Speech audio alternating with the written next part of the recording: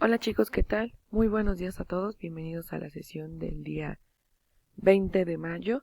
El día de hoy, saben que nos tocan un día de más materias, entonces espero que estén listos para aprender.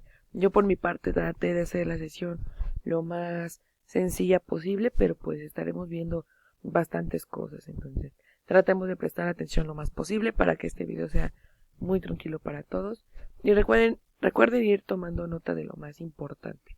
Vamos a empezar con español y el tema es verbos y frases preposicionales para describir. Bueno, de entrada ya sabemos que para describir necesitamos hacer uso de muchos recursos para que podamos expresar todas las características de un personaje. Y bueno, para esto vamos a utilizar adjetivos y frases adjetivas. Algunos verbos son muy útiles para describir personas. Y como aquí lo marca, pues algunos de esos son como ser, parecer, tener y estar, entre otros. Ahora, pues ya sé que es un verbo, vamos a ver qué es un adjetivo y vamos a explicar también qué es una frase preposicional, la cual nos dice que también son útiles para describir qué tal, para describir cuándo funcionan como adjetivos. Entonces, ¿cómo pueden funcionar como adjetivos? Bueno, nos dicen que para que funcionen como adjetivos, yo tengo que componer esta frase, porque tal como lo dice es una frase preposicional. Y nos dice que alguno de estos ejemplos es de gran trascendencia, que es equivalente a importante. Tal vez para no decir la palabra importante, está diciendo de gran trascendencia, de gran relevancia, podría ser otra. O por ejemplo, en vez de decir el adjetivo muy hermoso, dice de gran belleza, de gran impacto al ojo. O sea, la idea de una frase preposicional es cambiar el adjetivo por más uso de palabras, pero al final se va a obtener el mismo significado. Por ejemplo, yo quiero decir, es que esto está muy suave, pero en vez de decir suave, yo voy a decir mmm, tiene al, al roce de los dedos suavidad, en vez de decir que está muy suave. Es algo un poquito confuso todavía para ustedes, pero vamos a explicarlo. Vamos a empezar por lo que es un adjetivo. Un adjetivo es una palabra que expresa las cualidades o características del sujeto. Aquí le vamos a cambiar sustantivo por sujeto, es absolutamente lo mismo. Y nos dice que el adjetivo puede ubicarse antes o después, no va a alterar nada. ¿Qué quiere decir? Bueno, ¿ustedes cómo describirían a su mejor amigo? ¿Cómo describirían a su mascota? Y a lo mejor ustedes a la mente se les acaba de llegar.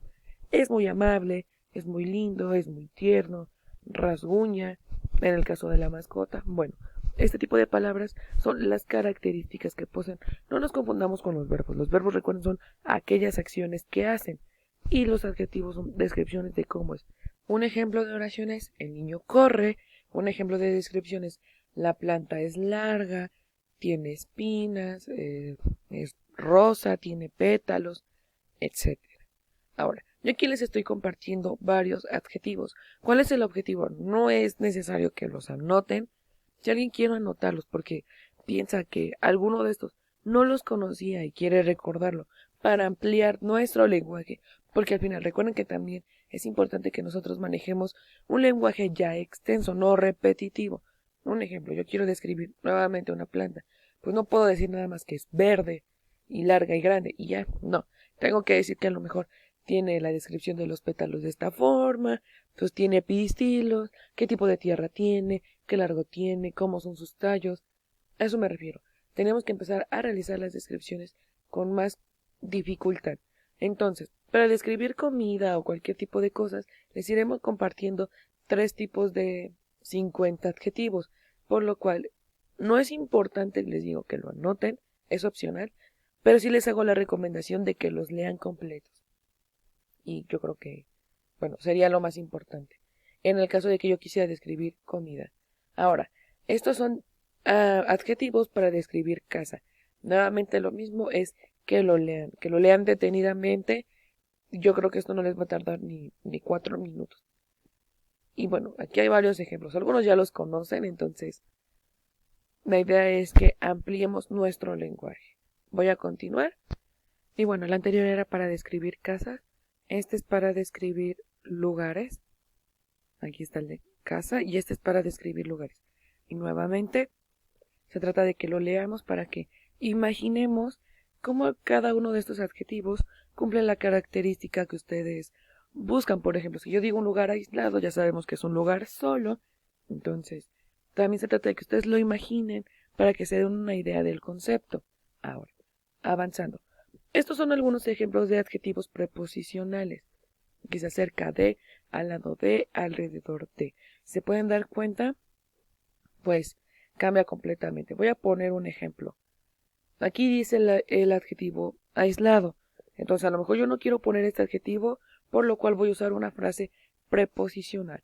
Entonces voy a ayudarme con, en vez de decir aislado, voy a decir a lo mejor alrededor de la nada, porque estamos hablando de que es un lugar que está solo. O a lo mejor voy a hablar de un lugar que es cálido. Entonces voy a ponerle aquí, voy a apoyarme, es un ejemplo, estoy imaginando y se trata de que ustedes hagan lo mismo. Escogimos cálido, entonces vamos a poner cerca de un lugar asoleado. Entonces se trata de ir diciendo lo mismo, pero con otras palabras, que ese es el resumen.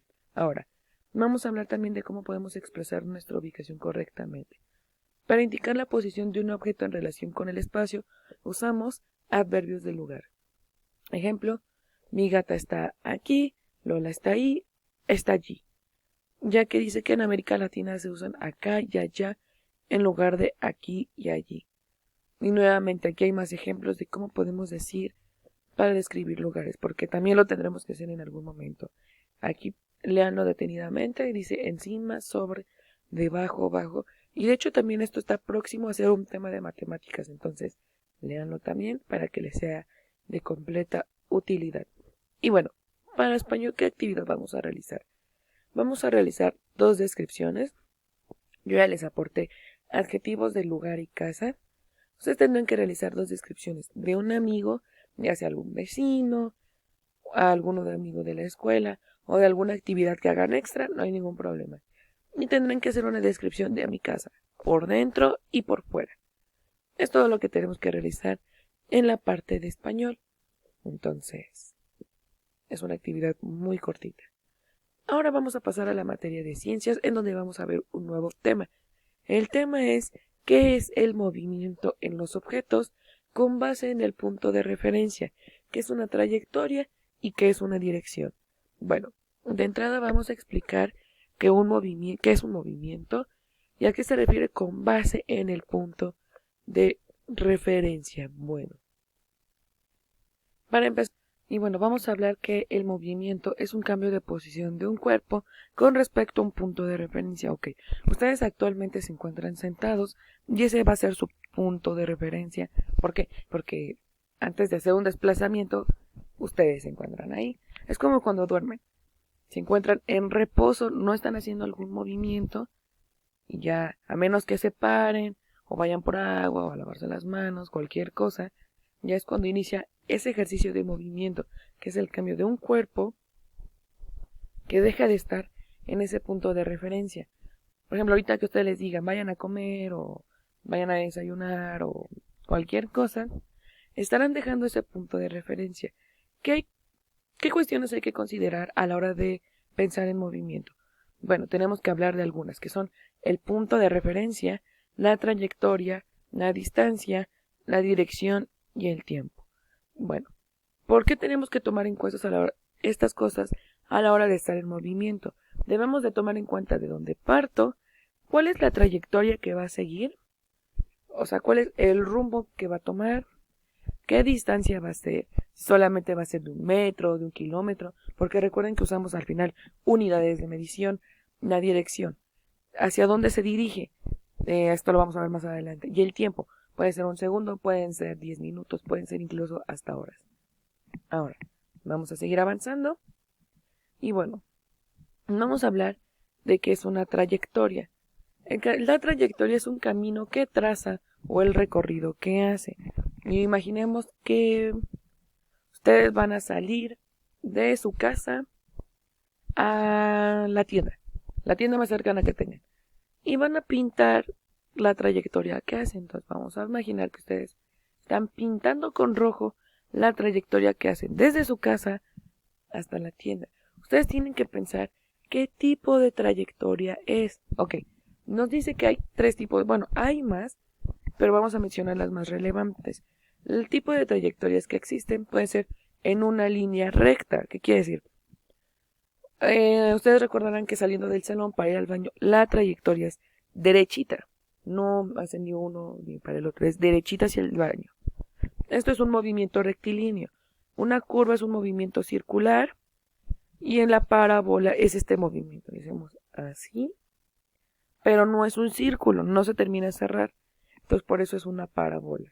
Ustedes imaginen que a la tienda hicieron lo más seguro es que hagan un movimiento de curva. ¿Por qué? Porque se mueven de un lado, se mueven del otro. Entonces, como en las carreteras, hay una curva. Ahora, yo les estoy compartiendo varios ejemplos de cómo son los tipos de movimiento. Entonces, vamos a empezar por el primero, que es una curva, como lo acabo de mencionar, pues son las carreteras. No es un círculo como tal, solo es una pequeña parte del círculo en la que yo tengo que girar. Esto pues sucede cuando yo a lo mejor uso el transporte, voy de camino a un lugar que no es una dirección completamente derecha. Circular. ¿Qué quiere decir un movimiento circular? Bueno, esto es en los circuitos literal de la palabra círculo, porque tenemos que completar nuestros 365 grados que corresponden a un círculo. O cuando yo hago un movimiento con el compás y lo hago un círculo cerrado a la hora de hacer un ángulo completo, a esto se refiere. Pendular se refiere que es de un lado a otro, y este es un buen ejemplo de esto. Otro de estos podría ser a lo mejor la campana. Ahora, un movimiento recto es cuando, si ustedes ahorita dejan caer un lápiz, va a caer de forma recta, no es como que caiga así y luego vaya a caerse así. Cae directo. Ahora, un movimiento ondulatorio es aquel que, como aquí lo ven en un pozo, genera varias ondas. Para esto es el sonido. Las gotas cuando caen generan varias ondas, a modo que se esparce, y al final la recta otra vez, que pues no solamente es en los árboles, también puede ser en edificios, en la hora de que yo necesite hacer construcciones. Ustedes piensen en dónde ven este tipo de movimientos. Y bueno, ya para finalizar, las páginas que tenemos que realizar son el cuaderno de trabajo, 280 y 281. Recuerden, cuaderno de trabajo 280 y 281. Ahora, vamos a pasar a la parte de geografía, en donde esto ya es un último tema. Recuerden tomar nota de geografía, es lo único que se van a llevar de tarea. Es importante que tomen nota de esto, entonces, por favor, háganlo. Y bueno, vamos a hablar un poco de lo que es en geografía la industria manufacturera.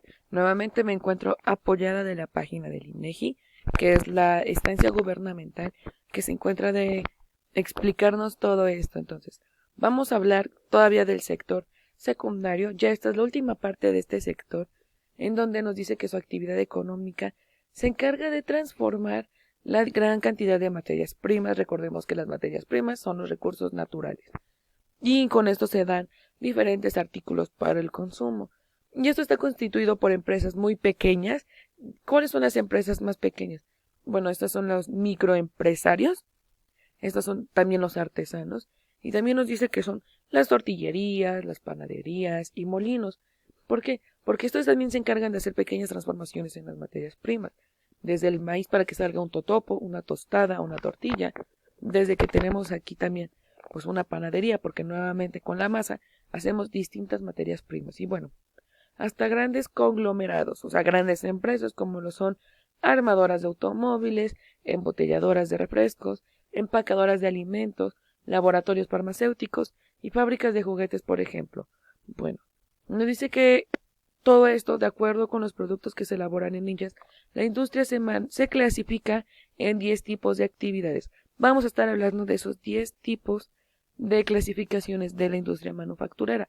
Cabe resaltar que la mayoría de estas se encuentran en parques industriales. Y bueno, ustedes pensarán, ¿qué es un parque industrial?